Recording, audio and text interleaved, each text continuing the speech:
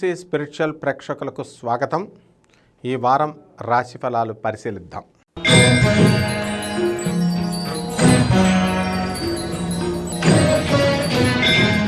మేషరాశి. ఈ మేషరాశి వారికి ముందుగా ఈ వృత్తి వ్యాపార ఉద్యోగ విషయాలలో చాలా మార్పులు జరుగుతాయి.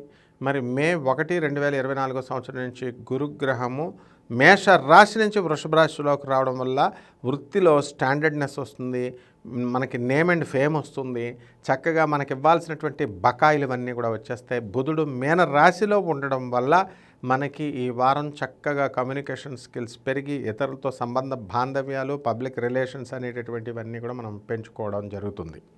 అలాగే మనకి ఈ యొక్క రవి శుక్రులు ఇద్దరూ కూడా మనకి వృషభ రాశిలో ఉండడం వలన మనకి వృత్తిలో అఖండమైనటువంటి పేరు ప్రతిష్టలు వస్తాయి. వ్యాపారాలు అన్ని రకాల వ్యాపారాలు కూడా బ్రహ్మాండంగా ఉంటాయి. ఎలక్ట్రానిక్స్ రంగము, తర్వాత సాఫ్ట్వేర్ ప్రాజెక్ట్స్ చేస్తున్నటువంటి వాళ్ళు మాత్రం కొత్త పనుల కోసం ఈ వారంలో కొత్త ఆలోచనలతో ఎదురు చూస్తూ ఉంటారు. వాళ్ళ ప్రయత్నాలన్నీ కూడా కొంచెం కష్టంతో సఫలీకృతం అవడానికి అవకాశాలు ఉంటాయి. అయితే ఇనుము బేస్డ్ ఇండస్ట్రీస్ ఏవైతే ఉన్నాయో అటువంటి వృత్తులు, ఐరన్ స్క్రాప్ బిజినెస్ దగ్గర నుంచి వీళ్ళంతా కూడా అభివృద్ధి పదంలోకి వస్తారు. నూతనంగా ఈ మేషరాశి వాళ్ళు ఇళ్ళు కట్టాలనుకునేటటువంటి వాళ్ళు కట్టడం జరుగుతుంది. వివాహాలు కానటువంటి వాళ్ళకి వివాహాలు అవ్వడానికి అవకాశాలు ఈ వారంలో లేవు, ఎందుకంటే మోడవ నడుస్తుంది కాబట్టి. అలాగే వివాహాలు, నిశ్చితార్థాలు చేసుకోవడం లాంటివి ఏమి కూడా జరగవు. అయితే సంతానం లేనటువంటి వాళ్ళకి మాత్రం సంతానం కలగడానికి అవకాశాలు ఉన్నాయి.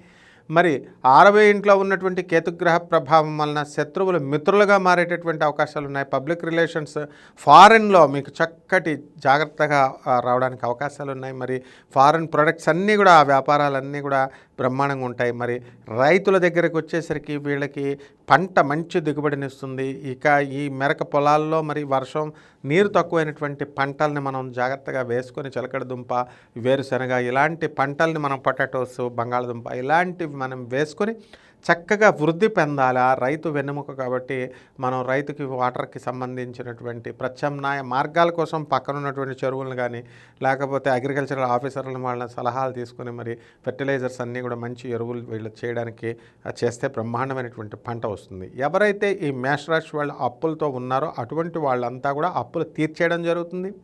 అలాగే మీ దగ్గర తీసుకున్నటువంటి అప్పులు వాళ్ళు ఉంటారు, మరి వాళ్ళంతా కూడా మీ అప్పులు ఇంతవరకు తీర్చలేదు, కానీ ఈ వారం మీ అప్పులు వాళ్ళు తీర్చడానికి అవకాశాలు ఉంటాయి.